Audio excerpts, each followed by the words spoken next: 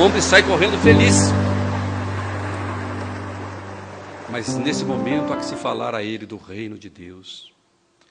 É onde o trabalho de divulgação é grandioso, porque ele vai dar subsídios àquele que levantou para consolidar a cura da sua enfermidade. Seguir seria seguir o quê? Os ideais renovados que agora esposamos e vivenciá-los no cotidiano.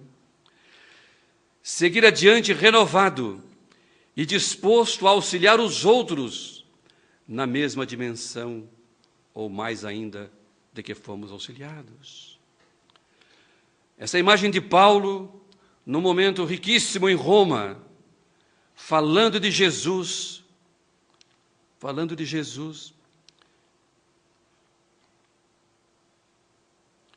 nos diz Emmanuel que nós nos levantamos do campo emotivo, quando estamos caídos, mas não nos movimentamos para o trabalho do bem. É aí que nós empacamos. Comparecemos na casa espírita, tomamos o passe renovador das energias, restaurador das áreas enfermiças, e depois vamos embora. Não queremos mais saber. Não nos movimentamos no trabalho do bem. Esquecemos-nos da ação que completaria a libertação dos males e das imperfeições.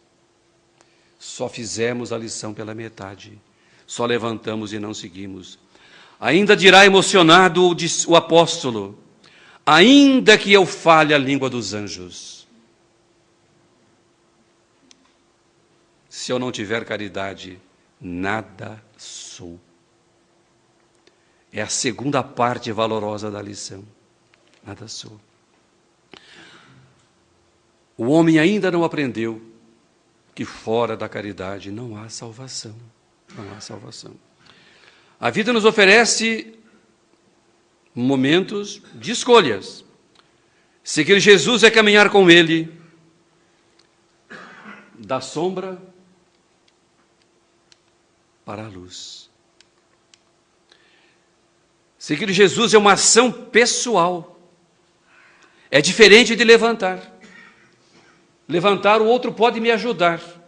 Mas a ação de seguir é difícil porque ela é pessoal. Ela é intransferível. O pai não vai caminhar pelo filho. E nem pelo irmão. É o grande testemunho que temos que dar, individualmente, perante a nossa consciência. Para seguir Jesus se fazem necessários, evidentemente, se fazem necessários, estabelecer objetivos. Sim. Não podemos sair de qualquer jeito. Fizemos isso 2000 anos. Emmanuel escreveu um livrinho chamado Roteiro. A palestra desta noite será baseada nessa lição de Emmanuel. Porque nós não temos feito um roteiro com critério para a nossa caminhada. Temos que estabelecer objetivos, temos que perseguir esses objetivos estabelecidos, senão nós ficamos apenas no patamar da teoria e temos que caminhar decididamente na direção que escolhermos. Decididamente, com vigor. Ora, para a realização de tudo isso, nós estamos providos pela bondade de Deus de duas forças extraordinárias. Todos nós, sem nenhuma exceção. Sem nenhuma exceção. Uma dessas forças se chama inteligência. Ser inteligente é a lei do universo. Mesmo os doentinhos mentais, que muito apressadamente dizemos que não são inteligentes, não é bem assim. Ao contrário, são almas com inteligência acima da média, mas que por alguma razão delinquiram no exercício do amor. E hoje retornam num estado de conturbação, quase sempre albergados por pais com intensa capacidade de amar, para que eles possam superar esse trânsito doloroso da colheita de uma semeadura difícil. Mas todos somos inteligentes. E a outra condição que temos é a vontade, simbolizada nesse monumento vigoroso na cidade de São Paulo, dos bandeirantes que desbravaram o continente. A vontade. Podemos dizer que a inteligência é o farol que ilumina o caminho, que nos mostra as opções, mas somente ela, a vontade, é a força que promove a ação. Portanto, a inteligência, ela vai sinalizar as alternativas, mas a decisão, a escolha e a concretude é a vontade que vai determinar. E nós começamos muitas coisas e paramos porque a vontade nossa é fraca e fraqueja. Vamos analisar cada um dentro de nós, se não é isso que ocorre. A inteligência nos mostra a sombra e a luz, mas somente a vontade determina qual é o caminho a seguir. E das nossas escolhas vai redundar a nossa felicidade ou a nossa amargura. A nossa amargura. Jesus foi peremptório. Eu sou o caminho. Eu sou a verdade. Eu sou a vida. E quando Kardec indaga qual o tipo mais perfeito que Deus enviou à Terra para nos servir de modelo e de guia, respondem os Espíritos que foi Jesus. Portanto, para a nossa referência, não há Espírito mais grandioso do que o Mestre amado. Porque ele percorreu todos os caminhos. Ele perfeitamente sabe indicar a nós o caminho melhor e mais seguro. Ele diz isso como quem de fato sabe: eu sou o caminho, eu sou a verdade, eu sou a vida. E para que nessa caminhada não mergulhemos mais nas fantasias e nas ilusões, o Mestre completa dizendo: ninguém vai ao Pai senão por mim. Não há outra alternativa. Não há outra alternativa. Ora, mas diremos assim, que seguir Jesus é nos movimentar no caminho trilhado por Ele. Onde é que falhamos? Estávamos caídos e o Mestre amado nos estendeu as mãos, através de servidores da sua vinha, e nos levantamos. Caído estávamos e nos levantamos. Mas não seguimos. Achávamos que éramos os donos da bola, da situação, e desertamos do cumprimento dos nossos deveres. Quem recorre ao Cristo, fala-nos Emmanuel nessa mensagem, extasia-se ante a suavidade imensa que lhe caracteriza a presença no próprio coração. Porque Jesus é manso, é amoroso, é envolvente, é grandioso. Entretanto, não basta, diz o mentor, essa forma de encantamento. Isso é pouco para nos alterar a vida pessoal. Temos que usar a inteligência que sinaliza e a vontade que promove as mudanças, as transformações. Essa cena mostra o moço rico do Evangelho. Esse moço tinha irrestrito conhecimento da legislação judaica religiosa da época. Perguntou para Jesus: Senhor, o que me falta para ganhar a vida eterna?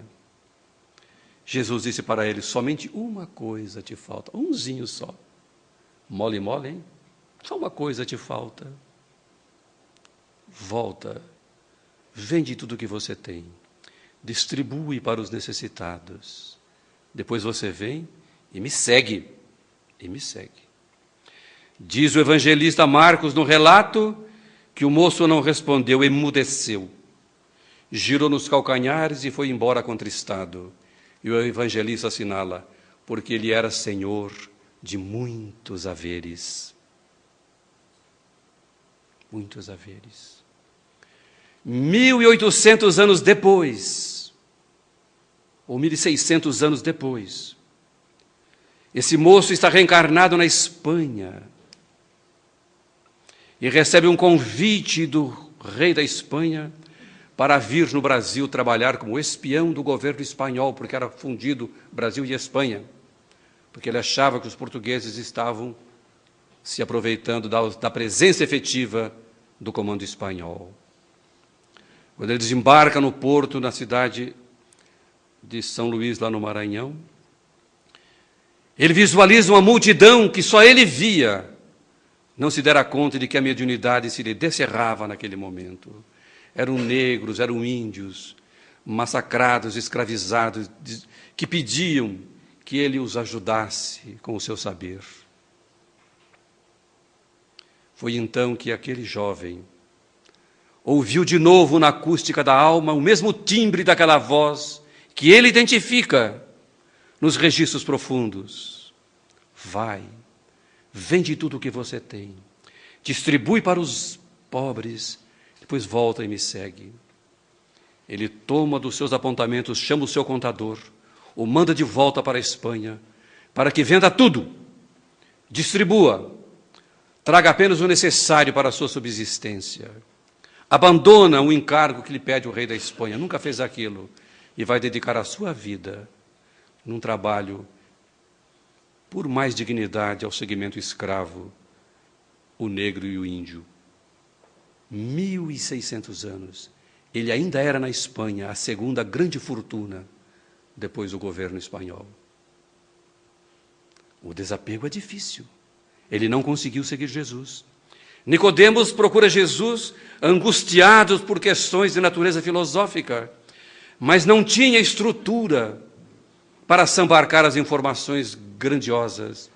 E Jesus lhe fala sobre a reencarnação. Vai meio atordoado embora. Também não conseguiu seguir Jesus. Não é fácil. O próprio Cristo conversando não conseguiu. Judas Iscariotes, companheiro de batalha, de luta, de trabalho, e entendeu tudo errado, também não consegue seguir o Mestre. O próprio Emmanuel, naquele encontro na praia, magistralmente registrado no livro há 2000 anos, Jesus diz para ele: eu não venho ao encontro do chefe de Estado superficial e orgulhoso, que só os séculos de sofrimento e dor trarão de volta ao regaço de meu Pai. Ele vai seguir depois. Quem leu o livro sabe. Ele chega em casa e desmente tudo. Porque não é fácil. Mas muitos seguiram. Muitos seguiram. Todos os apóstolos foram fiéis até o fim, cada um deles no seu reduto de trabalho. Citamos aqui apenas Mateus, Marcos, Lucas e João e todos os outros. A figura veneranda de Paulo, nessa representação mágica de Rembrandt, na prisão de Roma,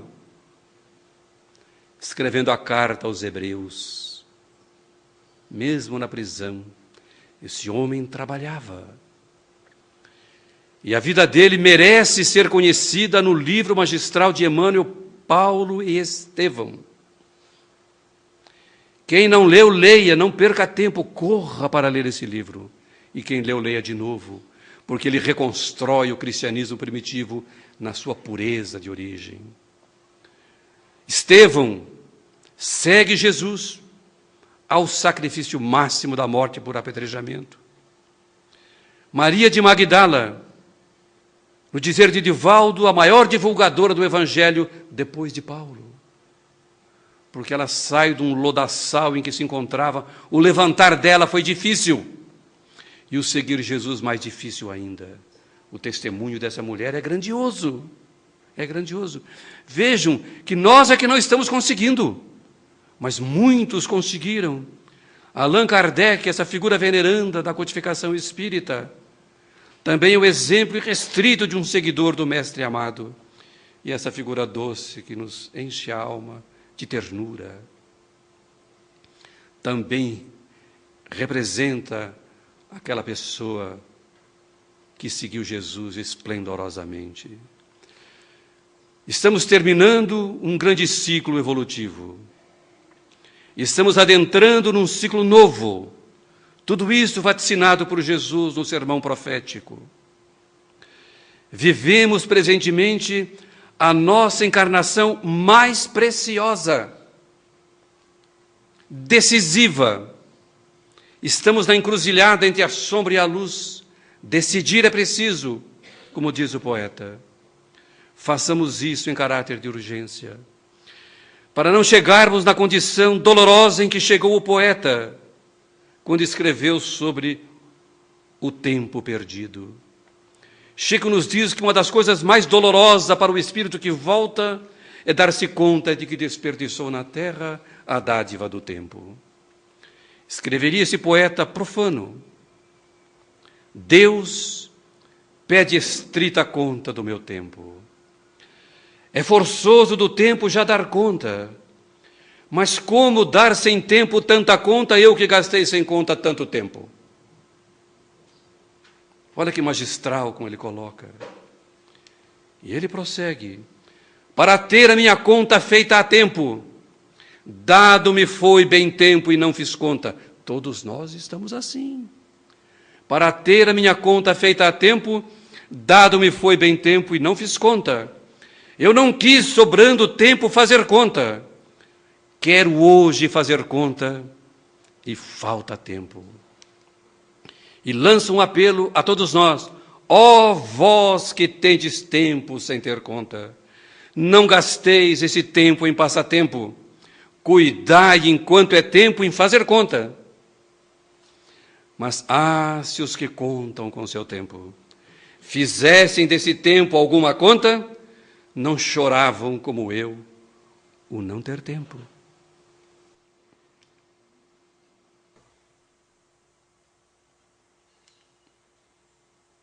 Meus queridos irmãos, que possamos, a partir desta manhã luminosa, seguir efetivamente com Jesus em caráter de totalidade, Que esse vulto luminoso de Jesus, caminhando nas areias do lago, que possamos a Ele nos aconchegar e caminhar com Ele nessas areias. É os desejos de José e da Araci, da minha metadinha, que compartilha comigo esta tarefa de falar de Jesus. Muito obrigado a todos e que o Senhor nos abençoe. Muito obrigado. Eu não sei se sobre o tema abordado, alguns dos irmãos quiser fazer alguma pergunta, eu diria como o saudoso professor José Jorge, do Rio de Janeiro: perguntem o que quiser e responderei se souber. Era baixinho, magrinho, mas era esperto, viu? Pergunte o que quiser e responderei se puder. O Miramês. Há uma informação do João Nunes Maia, num dos livros, que foi o Miramês. É porque há pessoas que têm muita facilidade de ganhar dinheiro. Se elas correrem do dinheiro, o dinheiro corre atrás dela. Mas não é que o dinheiro é ruim. Nós temos exemplos extraordinários de empresários maravilhosos que balanceiam as coisas. As casas André Luiz, no Vale do Paraíba, é mantida basicamente por grandes empresários de São Paulo, que partilham parte dos seus ganhos para manter uma instituição de custo elevadíssimo como aquela, e maravilhosa. E como ocorre em todos os lugares. Nós não vimos aquele tapezinho na sua casa ontem daquela educadora, que fez um trabalho maravilhoso, como que é mesmo o nome dela? A Cecília Rocha, um trabalho maravilhoso no campo da cultura espírita, e durante 18 ou 20 anos, as viagens dela foram bancadas por alguém que ela não sabia quem era. Então, o dinheiro não é isso, não é que ele é ruim em si. É sermos sempre o Senhor dele. Nunca permitir que ele se assenhoreie de nós. Não é verdade? E também não há... Jesus não quer que peguemos e demos tudo para os outros e vamos ficar mais um pobre a mais. Não é? É saber administrar isso como inteligência. Porque o dinheiro funciona como o sangue que conduz a vitalidade no corpo. Ela é a energia que move o mundo físico. Mas administrado com sabedoria, promove maravilhas. Né? Tranquilinho? Não ficaram assustadinhos, não, né? Todos nós estamos nessa canoa. Às vezes minha esposa fala, mas você fala assim, o pessoal fica assustado. Né? Não é com esse objetivo. É realmente nos levar à reflexão corajosa de como nós estamos, né? Porque o ciclo está fechando. Não é verdade? Concluído? Tudo certo?